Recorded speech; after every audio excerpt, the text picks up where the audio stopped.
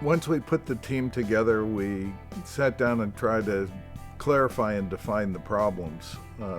The problems were multifaceted, but boiled down to some basic things. First of all, in polo, the players want to be very far forward on the horse. It allows them to be quick, it allows them to be closer to the action and quicker and over the ball when they're hitting to get all the power from the shoulder. All polo players, we like to be as far in front as possible.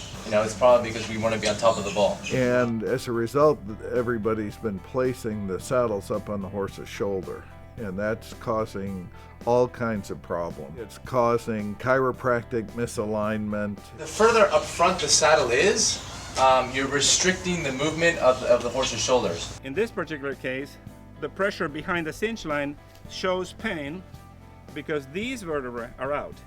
These are the withers vertebrae, and they're all out.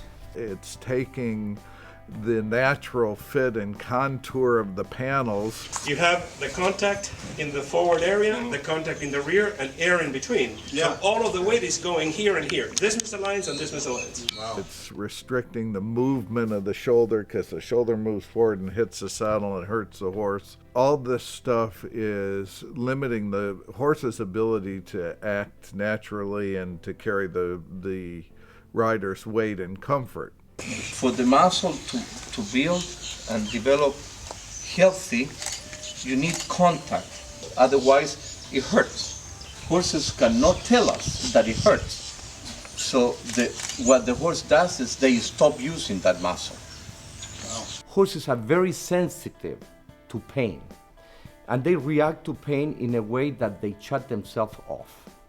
The caring of the pain has been followed by veterinarians, by chiropractors, by trainers, by riders, by saddle feeders for many, many years. It's an issue that we take very seriously, to have the horse comfortable on his back so he can perform the best of his abilities.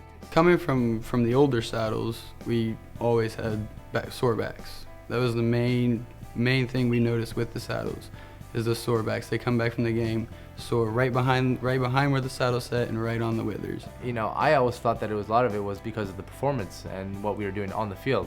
But what I didn't realize was that a lot of these injuries and a lot of these issues were because of the saddle, because of the saddle fitting. They weren't fitted right, they weren't sitting on the horse in the correct positions. And now with the newer saddles, they set perfectly on the horse, and we found that 50% of our back problems coming back from each game were due to the saddles, and now we've totally cut that out and the horse is performing much better. So we knew that was one problem we had to solve. How can we get the player forward yet would not restrict the shoulder and cause bursitis and chiropractic misalignment? Secondly, we knew from the chiropractors that horses' backs change. When you put a saddle that fits properly on it, that their back is going to start to develop musculature and a top line. When we use a saddle that adds pressure points where they don't belong, such as the pressure points on the angle of the shoulder and the pressure points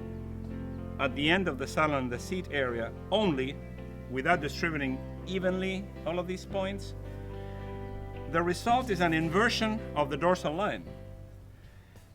There is a spasm created by the pain caused by the pressure, and the horse stops developing the loin muscles. So these psoas muscles get atrophic. When you change the procedure and use a saddle that actually fits perfectly, the muscles will grow back up and will give the horse the proper amount of strength for that particular anatomy. We knew we had to, that when we made a saddle that fit, their musculature was going to change, so we had to make it adjustable in that regard.